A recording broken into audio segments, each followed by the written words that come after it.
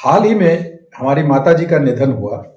और अब आप सोच रहे होंगे कि मैं ये क्यों बताने जा रहा हूँ। मेहर बाबा के कुछ ज्ञान मैं इस घटना से जोड़ के आपको बताना चाहूँगा, क्योंकि मेहर बाबा ने बहुत सारी चीज़ें बताई थी। उन्होंने एक बड़ी बात बोली थी कि जैसे जैसे कलयुग घोर होता जाएगा, हालांकि उनके समय से ही उन्होंने कहा था कि बहुत सारे, अब तुम इस युग में देखोगे फेक गुरुज आएंगे, फेक साधु संत भी आएंगे और हर धर्म में होंगे, कोई एक पर्टिकुलर धर्म में नहीं होंगे। वो अपने को भगवान के रूप में ले आएंगे, बट उनमें वो चीज़ होगी नहीं। तो ये एक बड़ी ही मुश्किल की चीज़ आने वाली है। तो उससे डायरेक्टली रिलेटेड तो नहीं है, लेकिन जब मेरी माताजी की मृत्यु हुई और जिन अनुभवों से मैं गुजरा वो जरूर मैं आपको शेयर करूंगा। तो ये 3 फरवरी की बात है, उनकी मृत्यु हुई और हम लोग यहाँ से फिर निकले बनारस के लिए। उन्होंने करीब 3.5 साल बेड रिडेंट थी, क्योंकि उन्हें ब्रेन स्ट्रोक हुआ था, but she was quite happy, अच्छे से रह रही थी, खा पी रही थी। अब जब हम पहुंचे शाम को, उसके बाद से प्रक्रिया शुरू हुई। ये प्रक्रिया, जिसे मैं कहता हूं हिंदुस्तान में मरना एक बड़ा ही बोझिल काम है। जो मर जाता है वो तो चला जाता है, उसके बाद जो रह जाते हैं उनके लिए प्रक्रिया बड़ी ही जटिल हो गई है आज के समाज में। क्योंकि ऐसे ऐसे विशेषज्ञ आते हैं, मैं उन्हें विशेषज्ञ ही बोलूंगा, जिनको डील करना इतना आसान नहीं होता है। तो माता जी की जब मृत्यु हुई तो रातों रात ये डिसाइड हुआ कि हम इन्हें ले जाएंगे मणिकर्ण घाट ले जाएंगे, क्योंकि वही वहां पर फेमस है। और कहते हैं कि पूरे भारत में अगर रात में कहीं पे क्रियाकर्म हो सकता है तो वो सिर्फ बनारस में है, बाकी जगह पे दिन में किया जाता है। तो रात में ये अलाउड था, तो हम उन्हें ले गए मणिकर्ण का घाट पे। मणिकर्ण का घाट की आपको कहानी बताऊं, जो कि बड़ा प्रसिद्ध है, आप लोगों ने इसको फिल्मों में देखा होगा, बड़े अच्छे से दर्शाया गया है। संभव नहीं था, करीब आजकल आप जानते हैं कि लोगों के नेटवर्क भी उतने नहीं है, तो हम लोग भी जितने थे वो कम ही पड़ रहे थे कंधे। हम मुश्किल से 5 या 6 लोग रहे होंगे और बाकी जो लोग थे वो उठा नहीं सकते थे। वो जो करीब 1 किलोमीटर गलियों में चलना हुआ, या मान लीजिए 1.25 किलोमीटर, और अस्थि को उठा करके अपने कंधे पे रखना, वो बड़ी मुश्किल चीज थी, वो भी इस उम्र में, जो कि थोड़ी सी आपकी बॉडी कमजोर हो जाती है। किसी तरह कंधे बदल बदल करके तो मैं ले गया वहां तक। और जैसे ही मैं मणिकर्ण का घाट पे घुसा, मैं दंग रह गया कि वहां जगह ही नहीं थी चलने की। इतना स्लिपरी था कि मैं शायद चप्पलों में था, मैं ध्यान नहीं दिया, मैं चप्पलों में फिसलने ही वाला था ऑलमोस्ट, वो बॉडी को लेके जिसे हम लाश कहते हैं, लेकिन किसी तरह संभल गए थे। वहां से फिर कार्यवाही शुरू हुई। किसी ने बोला जाइए पहले नदी में रखिए इनको, नदी में रख के पानी डालिए। नदी के मुहाने पे हम गए तो बड़ी ही गंदगी थी, उन्हीं में से कुछ पानी उठा के उनके मुंह में डालना था। फिर उसको वापस ला करके हमने वहां रखा जहां पर चिता ऑलरेडी तैयार थी। वो इसलिए कि पहले ही हमारे किसी संपर्क में व्यक्ति थे, उनको बोल दिया गया था, तो उन्होंने वो तैयार कर लिया था। अगर आपका संपर्क नहीं है तो आप सोच सकते हैं वहां पर आपको कितना वेट करना पड़ेगा, कितना टाइम लग सकता है। उसके बाद और सब प्रक्रियाएं हुई, बाल काटे गए, फिर वहां उनकी चिता चुकी सजी हुई थी, वहां पे बॉडी रखी गई और आगे के कार्य हुए।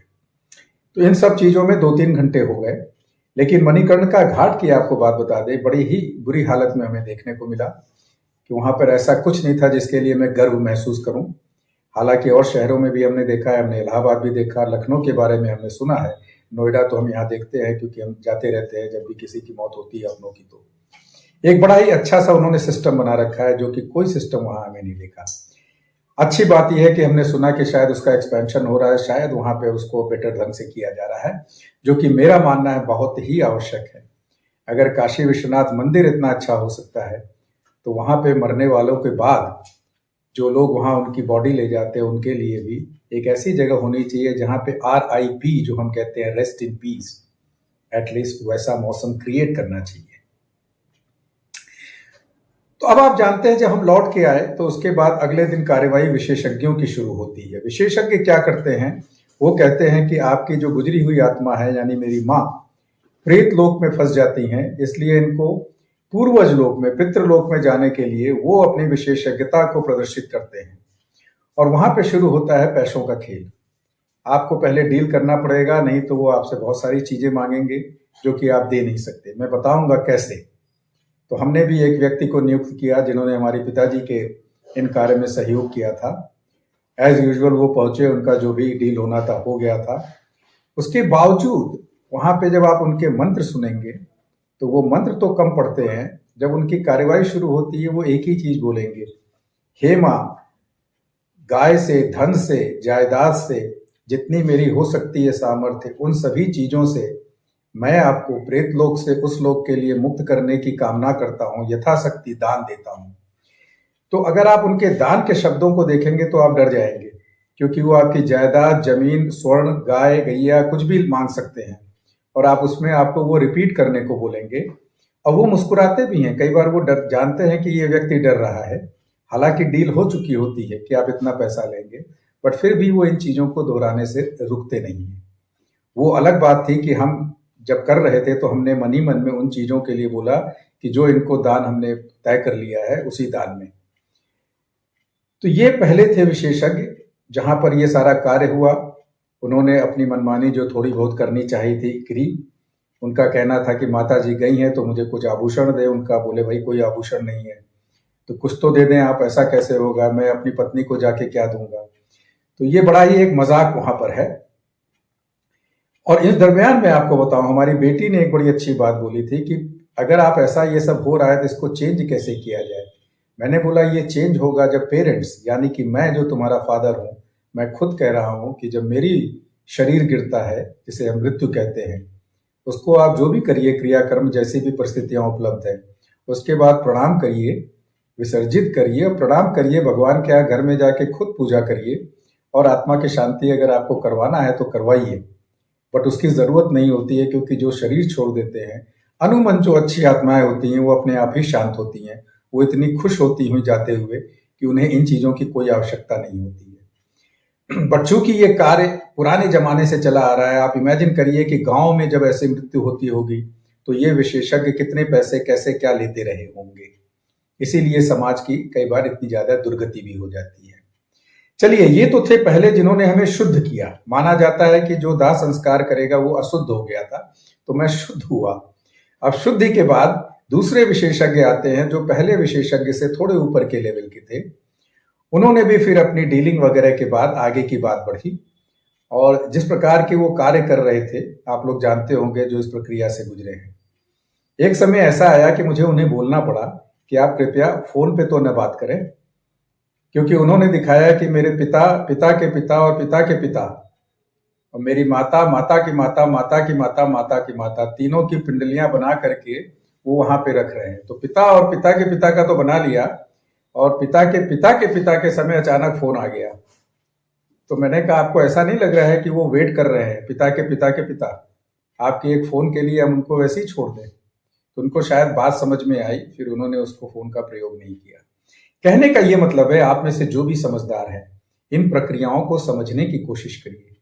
अगर हमारी बेटी ये प्रश्न पूछ रही है, आज के नौजवान बहुत सारे ये पूछेंगे, क्या आपके अंदर इतना हिम्मत है कि आप ये डिसीजन ले पाए? और अगर आप नहीं ले पाते हैं तो ये प्रक्रिया चलती रहेगी। आप सोचे उनके पास, जिनके पास धन की कमी है, उनके साथ क्या होता होगा। तो अध्यात्म एक ऐसी चीज है जो आपको धर्म से आगे जाने की बात करती है। धर्म कई बार अच्छा भी आपको कराता है, आपके माइंड को प्योर करता है, और कई बार वो आपको फंसाता है। आज के जमाने में आपको ये बड़ा ही सोच समझ के देखना है कि मैं धर्म को अगर फॉलो कर रहा हूं तो उससे रियली मुझे हेल्प मिल रहा है, या मैं और ही अंधविश्वास के गर्तों में चला जा रहा हूं। यहीं पे मेहर बाबा कहा करते थे, आपको मैं बता दूं क्योंकि मैंने देखा है, आप लोगों के आशीर्वाद से मैं देख रहा हूं कि जो चैनल है उस पर मेहर बाबा के फॉलोअर्स काफी उसको सब्सक्राइब भी कर रहे हैं, जो कि अच्छा भी लग रहा है।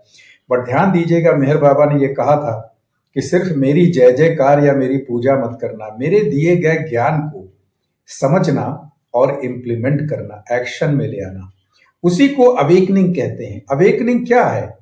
मेहर बाबा ने कहा जैसे मैं अवतार हूं तुम भी अवतार हो, मतलब एक ही ईश्वरीय सत्ता, एक ही लाइट से सब आए हैं। सबकी एनर्जी अलग अलग होती है, तो आप कह सकते हो लाइट का रोल अलग होता है। अगर तुम सब लाइट हो, मैं भी लाइट हूं, तो उसको यहां पर एक्टिवेट करो, उसी को कहते हैं। अगर आप अपने को लाइट रूप में एक्टिवेट कर पाएंगे, जिसे कृष्ण जी ने बोला आत्मा हो, अगर आप अपने को आत्म रूप में एक्टिवेट कर पाएंगे, उसी को अवेकनिंग कहते हैं, उसी को जागरण कहते हैं, और वही आपको ले जाएगा मुक्ति। मुक्ति कोई और चीज नहीं है। मुक्ति का मतलब होता है जो आप हो, आप अभी भी रोशनी हो, आप अभी भी आत्मा हो, लेकिन आप अपने को इस माया जाल में आपने फंसा रखा है। आप जो हो, आप वापस उसी को अगर अनुभव कर पाओ तो उसी को मुक्ति कहते हैं। तो ये कोई बड़ी विशेष चीज नहीं है। इसी को रमना महर्षि कहा करते थे, ये इतनी सिंपल चीज है, लेकिन इसके लिए इतने सारे धर्म बने हैं, इतने कॉम्प्लिकेटेड प्रोसेसेस बने हैं। इन चीजों से बचिए अगर आप रियली अध्यात्म रास्ते पे जा रहे हैं और अगर आप मेहर बाबा के रियल फॉलोअर हैं, क्योंकि मेहर बाबा ने जो ज्ञान दिया वो आपको जगाने के लिए दिया, उनके कहानियों में या उनके किस्सों में खो जाने के लिए नहीं दिया है। तो अगर हम सब एक ही लाइट से आए हैं और एक ही लाइट हैं, तो ये आप भूल जाइए कि जो हम पितृ दोष की आजकल हम बहुत ज्यादा बात कर रहे हैं कि सब लोग जैसे लग रहा है प्रेत वहां बैठे हैं, सबको वहीं फंसा लेंगे, कोई पितृ में नहीं जाएगा। पितृ हमारे इतने भूखे प्यासे हैं कि सब क्रोधित हैं, ऐसा कहा जा रहा है, सब लोग उसकी पूजा कराओ। आपको लगता है कि ऐसा संभव है? एक ईश्वर जो सबकी रचना कर रहा है, क्या उसके पास इतनी ताकत नहीं है कि बाकियों से उसको वो मुक्त कराएगा? पितृ को अगर प्रेत में जाना है तो वो उनकी चाहत थी, उनकी चाहत होगी वो अनुभव लेने की, वो अनुभव लेके फिर वो चले जाएंगे अपने लोक में।